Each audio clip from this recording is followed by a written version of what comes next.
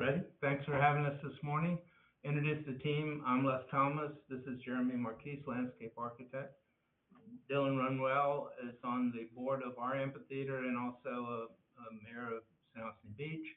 On Zoom, we have Alex Bragg, who's our technical man and knows everything about amphitheaters. Gabe Pelletier is also on our committee, is in New York and couldn't join us today. So can we go right into the presentation? Yes, please. Good. First slide, second slide, introduction and overview.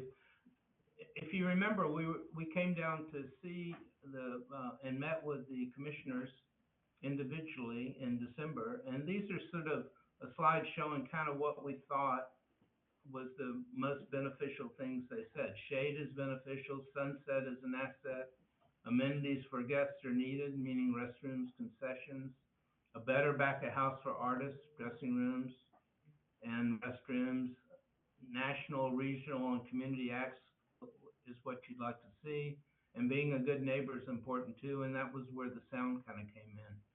So what should our story be? Represent a community that loves music, be the best version of you, and the Coffee Butler Amphitheater is called that for a reason, to celebrate the locals.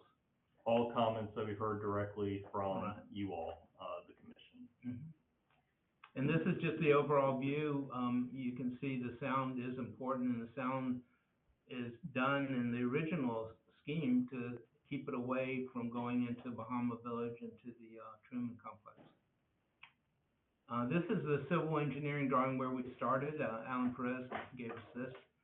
And we can use the area up to the left, which you'll see we'll use for some truck parking and other things. And we note the 30-foot naval setback. The red lines you see on there are pipes that are running under this site, and Alan's assured us that he can work around those. This is sort of one of our trips down there.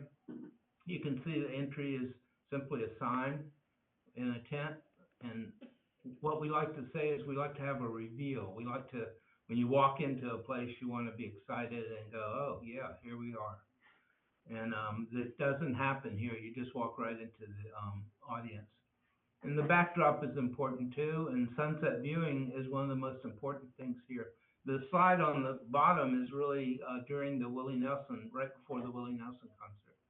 So you can see that you can see now the berm that runs around it, which you all know about, and the long seating, and the existing amphitheater.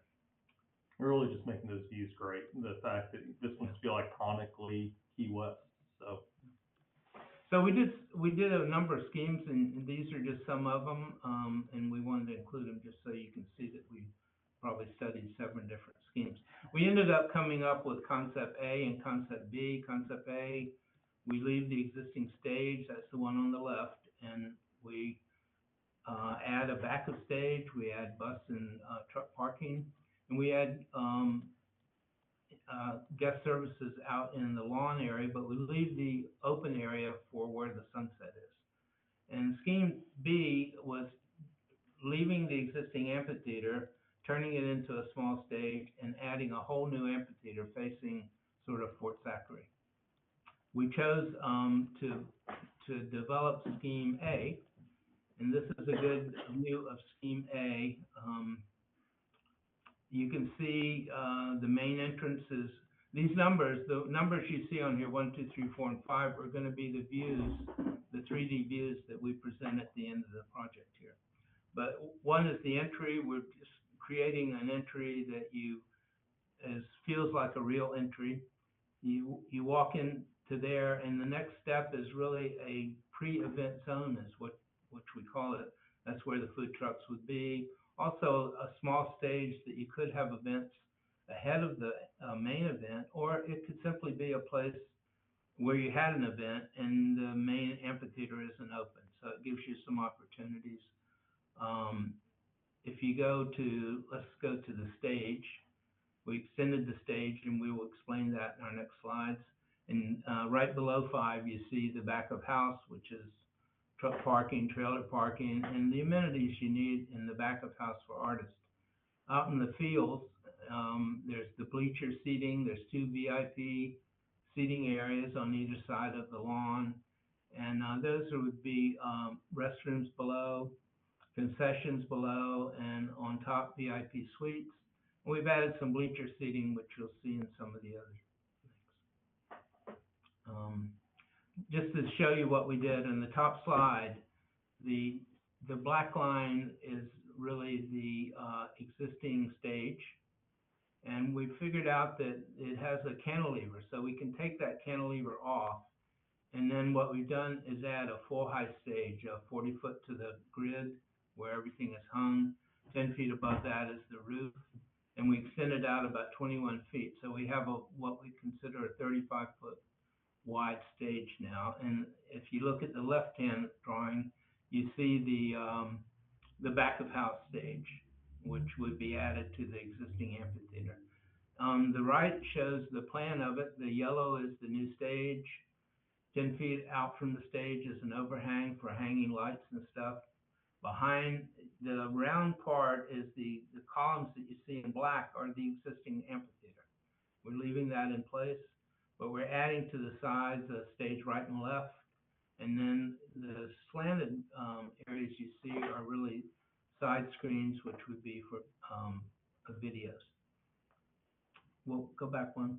And so on the left side is the kind of a front view of the new stage. You can see the old stage in the background, but we've added the videos on either side, raised it up, and we've tried to come up with what we call a coconut palm inspired signature columns, which are really big steel columns, but would act as holding up the stage, but also give a decorative effect. And this is backstage. Trailer parking on the left, trailer parking for 3 big trucks, bus parking up above, a ramp that you can get equipment up into the stage, covered dock, has a kitchen, dining room. The green room has 5 dressing rooms with bathrooms. Star dressing room is down on the right. And in the back porch that leads from the dining room and the star dressing room and some of the others to make everybody real happy there that's an artist. And up on the right-hand side, you see the meet and greet, which is to meet artists and is a revenue source for the amphitheater. So these are the guest service buildings which are out in the yard. And the first floor up on the left is women's and men's bathrooms and concessions and some bleacher seating, which is covered bleacher seating. Above that is the VIP suites on the right, which are really just open platforms that you would divide up as needed. So there could be curtains, there could be fencing, and a couple bathrooms and an ADA lift to that. The yellow drawing on the bottom is sort of our view of what that might look like. You can see the toilets on the bottom, VIP suites, just an open covered area that's open on all sides and feels real open. These are sections through the site. So the left side of the top one, you see the new construction. And then you see the berm. And what we've done is instead of the berm going up and going back down, we simply put a retaining wall at the back of the berm, which gives the whole berm facing the stage. So you get more seating. You can still go up there and look over and see the sunset. This, to the right of that is something I didn't mention, which is a road that runs around the whole back of the amphitheater to service the VIP and other areas. Here's the first entry CAD drawings of the 3D drawings. So you can see we've added a little Coffee Butler Amphitheater cover for the entry where you would get guest services come in. And then you walk through there, and this is part of where we want the reveal of the amphitheater. You can't see the amphitheater from here, but what you see in front of you is kind of truck parking, and then to the left is the front porch, we call it, which is the community stage and for events. And then you would proceed through that to what we call the reveal, and this is where you turn and come back into the amphitheater. So we want you to be excited right there and see the amphitheater in the distance. On the right, you see the VIP suites. It's sort of like when you go to a football game and you go through the opening and you hear noise and but you can't see what's going on. you walk into the stadium and it's very exciting because you see all in my case, orange and blue, but maybe not everybody's. So on the right, you see the VIP suites above, just an open area. On the bottom right, you see the kind of waiting area for the bathrooms that you can walk through. And this is sort of a view from the lawn. And what we've done is covered it with a tinsel structure. We felt like the covering is important for rain and also, in this case, shade. It's hot like it is in Florida everywhere, and the shade would be a great thing. And you can see from here on either side is the VIP bleacher areas and the stage in the background and the video screens on the right and left. And we've extended some of the seating so you can get more solid seats. They still may be chairs.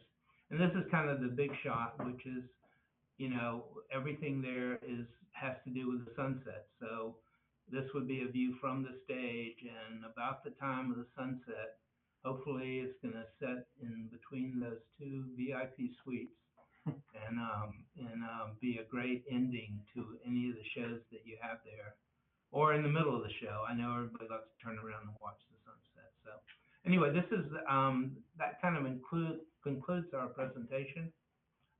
We were open for questions or comments. Okay. Anything else you guys want to add? We're happy to be here.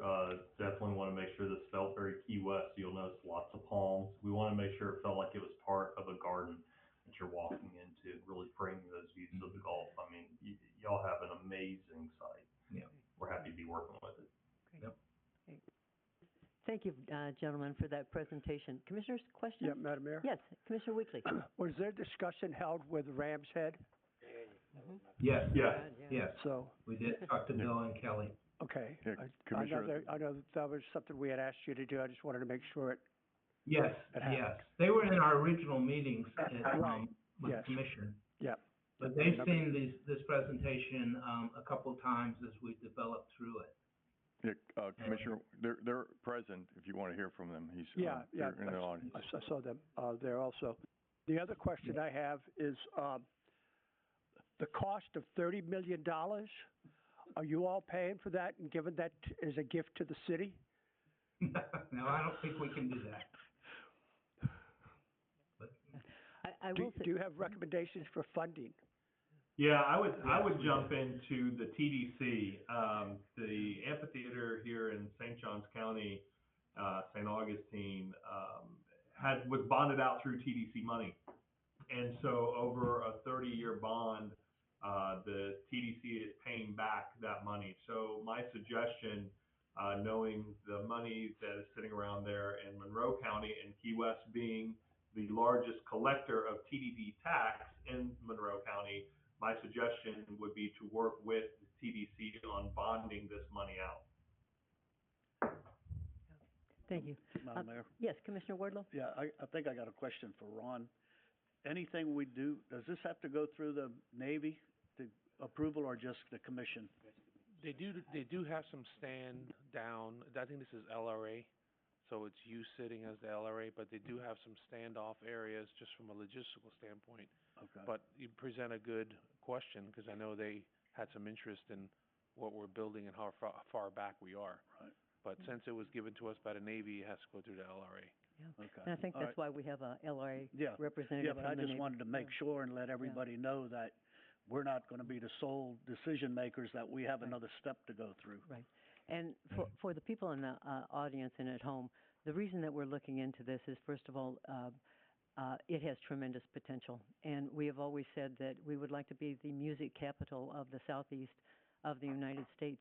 And Al and I had an opportunity to go up to their facility in St. Augustine. And if you've been to St. Augustine, you know that it is smaller than the city of Key West.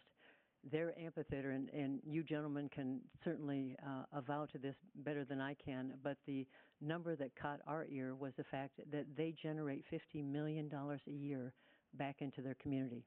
They give special dispensation to local vendors who come out and support the amphitheater, and it was just a tremendous experience in a community smaller than the city of Key West. So we think that we've got a potential to take a great idea and make it better and make it more beneficial to our entire community in the future. So thank you very much. And should we hear from Rams Head? Thank you, Commissioners, Mayor. We really enjoyed working with Les and his team. I've got to say they did a remarkable job working within such a confined space. I do agree. Our goal is to help make this another music center of the country. But I want to go back and just remind the folks when we sat here 10 years ago, Commissioner Lopez, you were very adamant that this is more than just a music venue. And what these folks have done is they've designed something that is really a flex space. And I don't think we should just focus on music. I know, let's just take the high school graduation, for instance, how much more enjoyable that would have been with the canopy, bathroom facilities, true food facilities. Same thing with, we do approximately 25 other city events there, which would all benefit from having a better facility. So I look at this as more of a community center than just an amphitheater. And I think that's the way we have to promote it to the community. Yeah, you mentioned something really interesting there, Bill, because every year the literary seminar is out there, and they're required to rent a tent every year because you can't function. So this would open it up for afternoon, morning and afternoon activities that were kind of limited right now because it's too hot out there. Well, they're extremely limited, not just for concerts. The average concert goer, they will buy seats that are under shade, but typically the people that have GA seats that are not shaded wait 2 to 3 days before the concert to check on weather before purchasing. So this will open up. Les, they did a great job too. If you looked at that little side stage that they have, this could be just ideal for weddings, community meetings. It's much bigger than music. Of course, it's imperative. It's instrumental in getting better artists here and bringing more customers. Currently, believe it or not, 65% of the people that go to concerts are from out of Monroe County. So that's pretty impressive. And the average person, when they come to the city, spends, and I think we stole the study from St. Augustine, but $143 per person. So, we've promised you anywhere from 12 to 17 concerts a year, which we do. We'd be glad to do more, but it will require the facility to do so. Yeah. So let's, Bill, you were talking about 65% of our concert goers are from out of town, yes. Meaning there's a hotel stay, meaning yes. there are meals in the city of Key West, meaning that they really support our local economy. Yep. That we can prove through ticket sales, and 65%. So that's significant. That means that they're spending more than $143 too. I didn't want to bring that up. Yes, if they're staying overnight, that's huge. That's just the amount of money they spend typically on food and beverage. So, but we do lack the facilities. It was built for what we expected it to serve. Can't knock anybody on that, but we can see music becoming more popular in the city. And the facility needs to be there to attract that customer and the artist. And now everybody's going to throw stones at me because I support this. No, not at all. Madam Mayor, can I ask one other question? So what happens during the time of construction? We haven't addressed that. We haven't even talked timeline, but my assumption is it's going to be 1 year to 2 years for completion. It's going to be tough. It would take a full year for sure. You may be able to build things out in the yard that are not part of the existing stage, but when you redo the stage, you're going to shut down. So there's no question about that. And you have to schedule that, obviously. Yeah, that's going to take some coordination between the operator, be it us or whomever may be here at that time, since artists are typically booked out up to a year in advance, the timing's gonna have to be pretty planned out. We're going through that here right now where we're adding a more covered area to the Soundstein amp. And they have built in a closed time. That's the only thing to do. And you can't have anybody there at that time during a construction project, so. We've looked at it, oh, I'm sorry. Part of the job, yeah. We talked about phases, it seems to be pretty difficult. One thing that we can look at, we've already, believe it or not, this has been scaled back some, and it can be scaled back some more. But it depends whether the city wants a world-class facility to compete against places like Red Rocks, St. Augustine. But again, I need to emphasize it's more than just concerts. We do more not private, but city events, the headdress ball, well, you guys know all of these. We do more of those than we do concerts. And this will benefit that. Madam Mayor? Commissioner Lopez? Yeah. During the construction period and of course even after, has any consideration been given to the smaller stage that you also mentioned? Because from what I see, that's like off to the side, and that's something where you can still have other, say, local events or either even smaller acts or whatever the case is, can possibly even do that while the heavier construction is going on. I don't know. I'm just asking if that's a possibility, a consideration. Oh, I think that's a great possibility. I'm glad you brought it up because you could actually build that probably without interrupting the rest of it. You could have events there for sure. And maybe that's phase one that we've been talking about. In our last And meeting, we go ahead, Les. we've talked about phase two possibly being the back of stage, but it would all have to be coordinated. So and you don't want it to cost more money to do the phasing. You want to get it all built if you can. So. Sure. Originally, I think we underestimated, Commissioner Lopez, the importance of that side stage. A lot of the concerts that we could bring there have or would attract less than 1,000 people. And you put those people out into a facility that holds 4,000, it doesn't feel good for the customer nor the artist. But this side stage, I've been encouraging them to try to get the capacity of that to be approximately 800. And that can really open up the doors for a lot of other musicians, especially local, where they don't feel like they're in a huge auditorium. Yeah, so absolutely. Les is working hard at that. Absolutely. Yeah, I think we can make that happen. Yeah. I've got one more. In the overall design, I've got I heard about a wall on the berm, and I saw some concrete walls out in the seating area, and I understand what that is. That's like sectioning off, et cetera, et cetera. I get that. But the concern is that now, given the fact that the amphitheater is pointed away from the two neighboring communities for the purpose of avoiding the sound coming back into those neighborhoods, okay? So now you put walls up. Walls are reflective.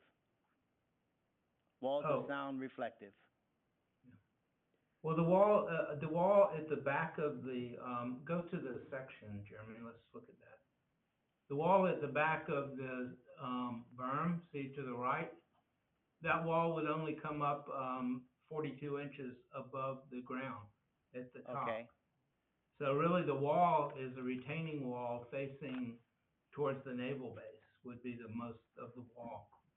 No, we'd want people to be able to sit up there and see over that wall to the sunset. So it wouldn't really be a reflective wall at all. So. Well, I was referring to a sound reflection. Yeah, I know, but it would only be less than 4 feet high at the point where it would reflect.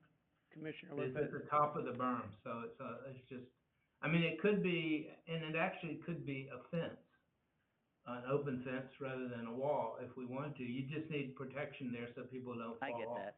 Mm-hmm. We can do a lot better, job directing sound as well. This ceiling, correct me if I'm wrong here, I think we're putting it up 10 feet. So right now, it's very low, and it doesn't give the sound engineers a lot of, capabilities as to how they direct the sound. With getting a ceiling that is higher, we'll be able to do a lot better job making sure that we don't have that bleed into areas that we don't want. I'd like you, I would like you to seriously look into that. Yeah. That's really important. Again, the final design and the final direction of the amphitheater, the reason that it is pointing out that way is because of immense input from, again, both those neighborhoods Yeah. that it borders, in their opposition to the noise. We have been lucky, we've been blessed that we haven't had a lot of complaints from either traffic or noise regarding the amphitheater, so something is working there, even though this is beautiful. I'd love to see this. I don't know how we're gonna pay for something like this, but, you know, What we might suggest is maybe Alex is our technical person who works with a lot of acts and goes to he's been to every amphitheater in the country. Maybe you could comment on that reflection. Well, I can tell you this, through the process, there was a lot of detail and attention and conversation about different directions for the stage. We looked at, you can see in some of the other drawings, some different positions. Yeah. I think that with the canopy, as was mentioned earlier, that's gonna provide a true reflective surface that will actually, if anything, it'll create more of a wave guide, and it will stop even some of the ambient noise that you get now from making it back. You will have a little bit of reflection. Every surface provides some reflection, but I don't think that wall would be your biggest concern. From the beginning of the design process, my concern has been the local residents, the naval base, and what they thought or what their effect would have been by changing the direction. There was clearly a lot of effort put into and forethought put into the direction that the stage is pointing right now. And I still think that that's the best case scenario. I don't think that you're going to see a whole lot of acoustic energy reflected back toward the community. Again, like I said, especially with that canopy, it's going to be kind of a lid on a pot, and it's going to let the steam escape in one direction as opposed to coming back the other. I don't think that you'll see any increase over what you have now. Okay. Please don't underestimate the value of the canopy. That was not in original drawings, and we went back and forth on that. And besides sound, which he's just discussed, the shade is just imperative. You get no argument from me on the shade part of it. And Not at all. you know, you can do your high school graduation with confidence. Sure. Any of your functions. You know. Well, and I also think, Madam Mayor, if I may, the other thing with the canopy, which is important and why we are adding to our 300 level here in the St. Augustine Amphitheater, it's a life safety issue. Because if there is a storm, lightning, or anything like that, you have to evacuate folks away from an open area. With this canopy, with lightning rods and stuff as a protector, what we do is we move everybody in our 300 down to our 200 level, which is completely covered. So it does give somebody some sort of refuge during some sort of electrical storm. We fight that with our insurance company. We have no place to send people right now during a storm. We have no plan. So. While we're talking about the canopy, how easy is it to take it down when we're threatened by a storm event of a hurricane or that type of thing? You won't take it down. The one we have in St. Augustine is designed for, I think, 150 mile per hour winds. And you don't take it down. You design it for the conditions. So the conditions there are more so than 150 miles an hour, and that canopy would be designed to stay there during 180-mile-an-hour winds. So you can't, it just isn't, it's not like a tent that you can take down. It's heavy, it's got wires, it'll probably have trucks in it. Now, it will stay in place. The one we have in St. Augustine, actually, Span Systems designed it. They're out of New Hampshire. They actually tested it in a wind tunnel. They built a model and tested it. So the same thing would happen here. Commissioners on Zoom, any questions? I do, Judge, Yes, Madam Mayor. Commissioner Kaufman? Yes, so what are our next steps? It seems to me that, some members of the public may have concerns about the cost. Will we have public workshops on this, and what will come next? Yes, so yes, Commissioner, we would hold a workshop. We'll bring it to the different advisory boards, get their input, and then proceed from there. Thank you. I do think that members of the public may have sticker shock on this number, so we need to be prepared. I think, Vice Mayor, this is a perfect opportunity, as these gentlemen had mentioned and have also already done, is to really tap into the tourist development tax. I mean, we are generating 51% of that tax, and this certainly is a proven venue that's going to increase business within the entire community. So I don't think that this is going to be a real hard argument for the TDC to support this. We've provided you, and I'm sure you all sat down and read it at length, some of the impact studies that have been done locally with this small amphitheater, the amount of money that it's currently bringing into the community. You should have a packet, or should be on your computer somewhere. It's significant, even with just doing a limited amount of shows.